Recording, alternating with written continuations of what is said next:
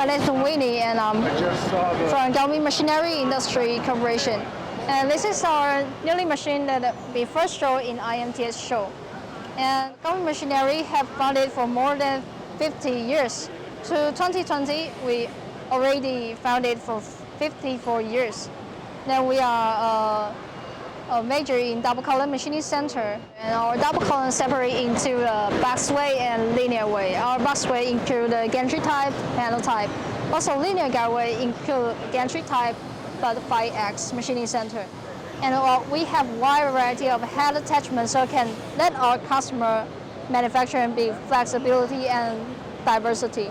And also this year we developed some new technology. The first one like temperature control system.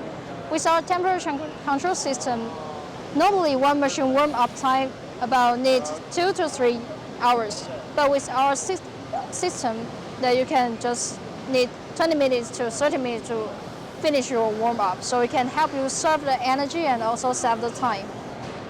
And the second technology is that we put many sensors into our machine, so it can help you to know what happened on the machine. So the machine will tell you what happened of it. You don't need to guess, you don't need to wait till it happened.